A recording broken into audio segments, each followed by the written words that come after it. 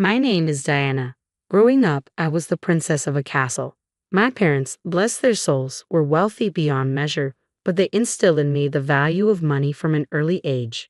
Money talks, but wisdom listens, my dad would say. My mom insisted I learn how to budget before I even mastered spelling. Luxury was a fairy tale until it wasn't. At 12, a private jet crash turned my fairy tale into a stark reality. Overnight, my life of opulence vanished. My grandmother took me in, and we moved to a modest house far from the grandeur I was used to. It was a different kind of life where luxury was found in love and care, not material possessions. My inheritance was a distant promise, locked away till I turned 25. Under Grandma's guidance, I adapted, learned, and thrived. College was both my escape and my grounding. That's where Alex entered my life. He was as different from my world as one could imagine, a scholarship student with a heart of gold and a wit that cut through any pretense. We clicked in a way I never expected. Introducing him to Grandma was nerve-wracking. I hadn't mentioned the money.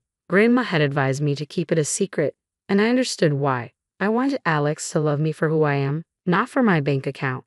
"Grandma, this is Alex," I said, my stomach in knots. "Nice to meet you, ma'am," Alex said, extending his hand. Grandma shook it warmly. "Sit, sit," Grandma gestured, her eyes twinkling as she took in Alex's nervous posture. "You're the young man who stole my granddaughter's heart." Alex blushed, a sheepish grin spreading across his face. I guess you could say that, ma'am." We sat down, and the conversation flowed more easily than I had hoped. Grandma shared stories of my parents and my childhood, stories that made Alex laugh and look at me with warmth that made my heart swell. "You've got a good one here," Grandma said, nodding towards me but looking at Alex. "Takes after her mother, strong and kind. But don't be fooled, she's got a bit of mischief in her too." Alex chuckled, squeezing my hand under the table. The evening was filled with laughter and shared stories. Alex fit into our world as if he had always belonged there. After helping Grandma with the dishes, I knew I had made the right choice bringing him into my life. As we left, Alex turned to me, his face serious. "Your grandma's amazing. Hearing about your parents and your life, I feel like I understand you more." I nodded, feeling a lump form in my throat. "I'm glad, Alex. There's a lot more to me than meets the eye." He smiled, pulling me into a hug. "I'm here for all of it, every layer. It doesn't matter what's in your bank account. It's you I care about." I hugged him back tighter than ever before. In that moment, I knew I could trust him, but I also felt the weight of the secret I was keeping, a delicate balance I hoped wouldn't tip over. The drive to Alex's parents' house was quiet, filled with a heavy silence. I could tell Alex was nervous, gripping the steering wheel tightly. "You sure you're ready for this?" I asked, trying to break the ice. "Yeah, just my mom can be a bit much. Don't take anything she says to heart," Alex said, his attempt at reassurance not quite reaching his eyes. The house loomed ahead, grand and imposing. As we pulled up, my stomach twisted into knots. This was it, no turning back now. We barely got through the door when Alex's mom, Gloria, made her entrance. Her eyes landed on me like laser beams, sizing me up in a way that made my skin crawl. "So this is the girl you've been hiding," she said, her voice as cold as the marble floors. "Mom, this is Diana," Alex began, but Gloria waved him off. "I know who she is. Come, let's sit. I've prepared some tea." Her command was not to be ignored, leading us into a living room that felt more like a showroom. As Gloria served the tea, she wasted no time. "I hear you were raised by your grandmother. Must have been quite a humble upbringing," she said, the word humble sounding more like an insult. I clenched my jaw, fighting to keep my cool. "My grandmother taught me a lot about life, important stuff, not just fluff." Gloria's lips twitched into a smirk. "I see. And your parents? Gone too soon. How does one cope without proper guidance?" Alex jumped in, clearly uncomfortable. "Mom, that's enough. Let's not." "It's okay, Alex," I interrupted, feeling a surge of defiance. "Yes, my parents are gone, and yes, it was tough. But I got through it. It made me who I am." Gloria sipped her tea, her gaze unwavering. "Interesting. And what about your future? Any plans, or are you just riding on my son's coattails?"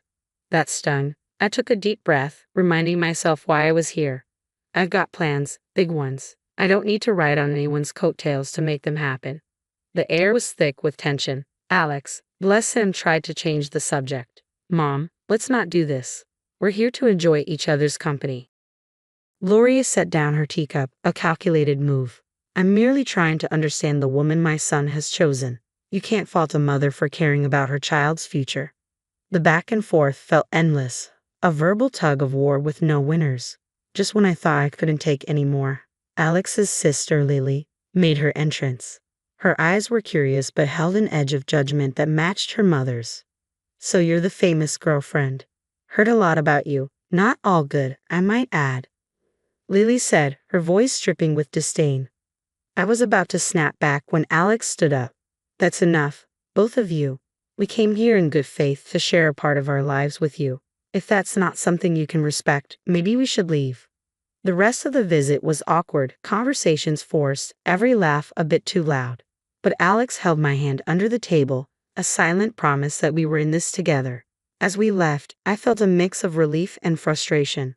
I'm sorry about that, Alex said once we were in the car. They can be a bit intense. I sighed, watching the house lights fade in the rearview mirror. It's not your fault, but your mom and sister, there's something else. Alex chuckled, a sad sound. Yeah, they are. But hey, we survived, right? Survived and stronger, I agreed, leaning my head against the window. The night sky was clear, the stars shining bright. Maybe it was a sign, no matter how tough things got, there would always be a way through. But the warning came swift and sharp. At our next family meetup, Gloria didn't waste any time laying down the law. If you two are serious about getting married, we're getting a prenup signed, she declared, her eyes drilling into me as if daring me to object. I kept my cool, shrugged, and said, fine by me. I'm not after your son's money. Alex looked like he wanted to disappear. Once we were out of there, he was all apologies. My mom will get in our way, but I promise we'll be happy. The wedding planning went smoothly enough, but the big day was when the storm hit. Lily, drunk beyond belief, decided to make a scene at the reception. She staggered up with a glass in hand and slurred out accusations loud enough for everyone to hear. This one's a gold digger, she shouted. Doesn't know the first thing about our kind of life? Illiterate, trying to snag my brother's cash. After that, there were other antics, molesting guests and more things that aren't fit for decent society. My face flushed hot with anger and humiliation. Without a second thought, I pulled out my phone and called the police. This drama needed an audience, and I wasn't about to let Lily's outrageous performance go unchecked. The aftermath was a whirlwind of accusations and threats. Gloria vowed revenge, declaring that I had brought disgrace upon their family. You've made a mockery of us, she raged. The press will have a field day with my daughter's antics, thanks to you. Alex was torn, trying to mediate in a conflict with no room for neutrality. I could see the strain in his eyes, the way his shoulders sagged under the weight of his family's drama and his desire to keep us afloat. But I stood my ground. This wasn't just about me anymore. It was about drawing a line, refusing to let wealth or its absence dictate how I was treated. As the dust settled and the night grew quiet, Alex and I sat amidst the wreckage of what was supposed to be our happiest day. I'm sorry, he whispered, his voice heavy with unshed tears. I never wanted any of this. I took his hand, feeling the rough edges of our new reality. We'll get through this, I said, but things need to change. We have to set boundaries with your family. The vow we made that night wasn't just about staying together. It was about fighting for the respect we deserved, refusing to let old money or old grudges define our future. 2 years had passed since we said I do, and those vows felt heavier each day. Gloria had practically vanished from our lives, and honestly, I did miss her one bit. But it wasn't just her absence that marked those years. It was Alex's changing attitude that really drove a wedge between us. He started coming home late, if at all, with excuses about work that didn't quite add up. The warmth we once shared had cooled into courtesy, and then even that faded. The tipping point came one night when he threw his jacket onto a chair as if it had personally offended him and said something I never thought I'd hear. You know, I could have done better. I should have married someone with a bit more class, more in line with my circle. His words stung like a slap. I stood there, gobsmacked, wanting to scream and tell him about the fortune that was mine. But Grandma's voice echoed in my head, advising patience and urging me to see Alex for who he truly was. So, I swallowed the truth and the hurt, biting back tears. I thought maybe, just maybe, if we had a child, it might bridge the gap between us and remind him of the love that brought us together. One evening, I ventured Alex, don't you think it's time we thought about having a baby? It could bring us closer. His reaction was like a cold shower. A baby now? Don't be ridiculous. We're not ready for that, far from it. His refusal wasn't just dismissive, it was laced with disdain, making it clear that what I wanted, what I thought could save us, was nothing but a foolish fantasy. Days turned into weeks, and those weeks into months of silence, living side by side but not together. Each rude remark and late night added another brick to the wall between us. I confided in Grandma, pouring my heart out over cups of tea that had gone cold before I could finish them. He's not the man I married, Grandma. I don't know if he ever was. She listened, her eyes sad but understanding. You can't make someone be who you want them to be, darling. Sometimes we see what we want to see until we can't ignore the truth any longer. Her words, though heavy, carried a sliver of relief. I wasn't crazy or asking for too much. I just wanted a partner, someone who saw me as an equal and respected me. But as the days passed, it became clear that Alex wasn't that person anymore, if he ever had been. The idea of leaving crossed my mind more times than I cared to admit, but every time I'd pushed it away, hoping against hope that something would change, that the man I loved would find his way back to me. For Alex's birthday, I went all out, hoping to reignite the spark in what had become a mundane marriage. No expense was spared, and the guest list was a who's who of our closest friends. Notably absent were Gloria and Lily. The drama was the last thing I needed ruining the night. Alex was in high spirits, soaking up the adoration and well wishes from everyone. For a moment, it felt like we were back in the honeymoon phase, all laughter and inside jokes. But that bubble burst the second Gloria and Lily crashed the party, uninvited but clearly expecting to be welcomed. It turned out Alex had gone behind my back and invited them, hoping to avoid family fallout. Their presence turned the atmosphere tense. Lily, true to form, made a beeline for the booze, dressed in an outfit that screamed, "Look at me," in the worst way possible.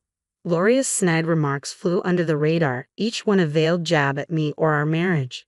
As the night wore on, Lily's antics escalated, fueled by champagne and a desperate need to be the center of attention.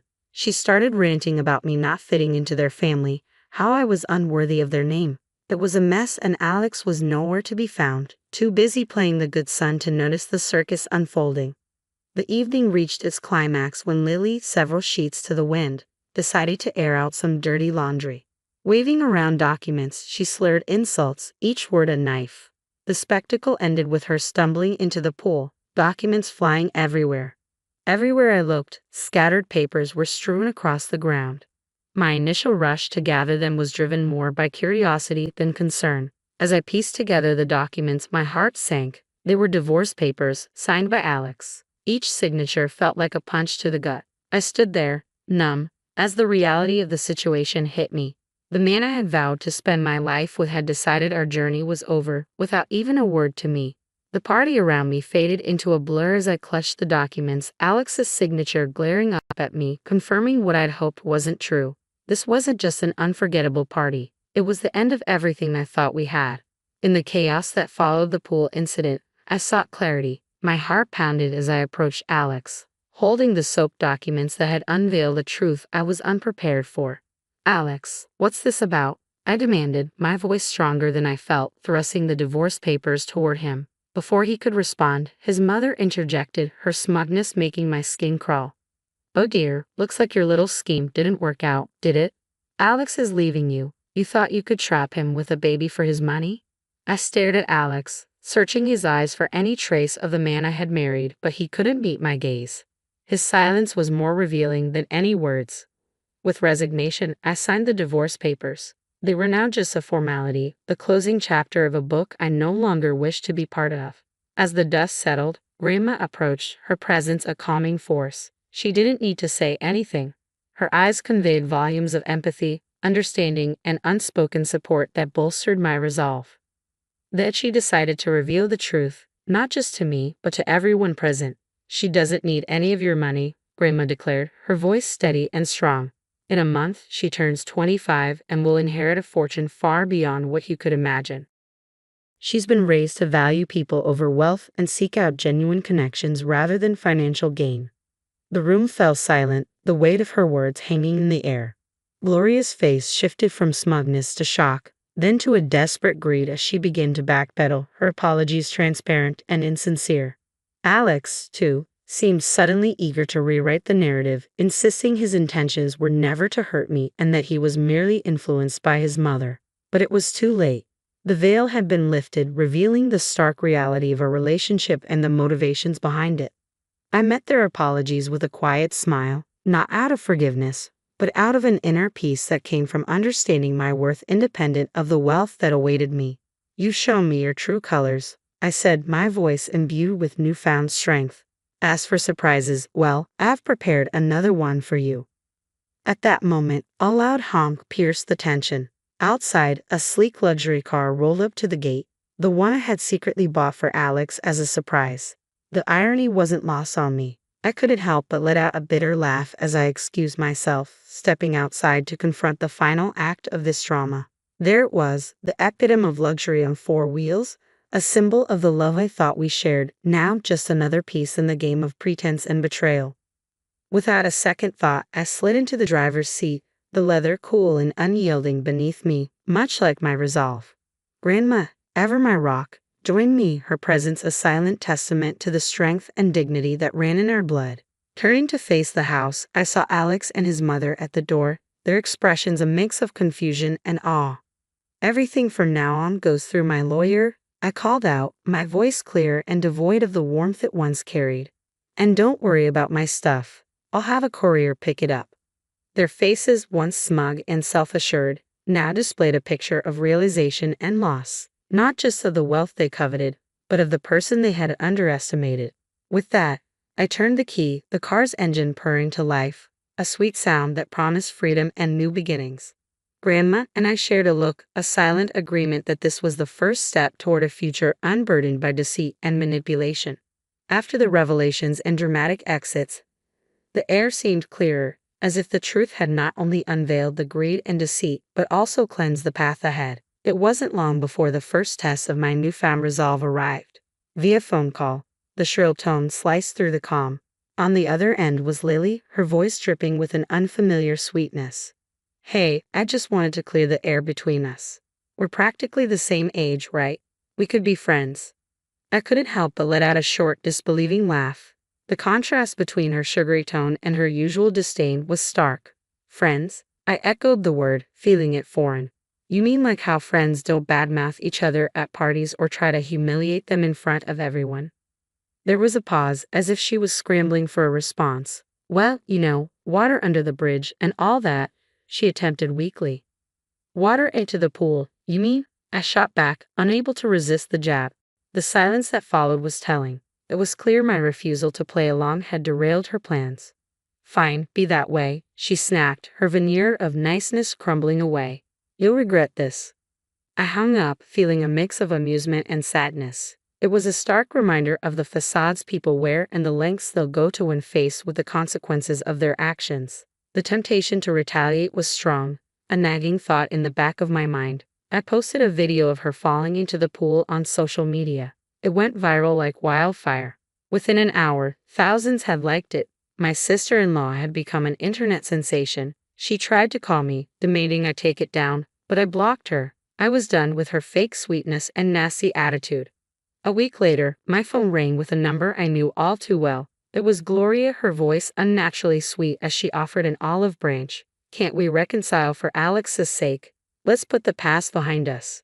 "No, Gloria," I replied, firm but not unkind. "That ship has sailed. I wish Alex well, but our paths are diverging. I'm looking forward, not back." Not long after, Alex made his own attempts at reconciliation. One morning, I found a bouquet of flowers on my doorstep, the card bearing a simple "I'm sorry.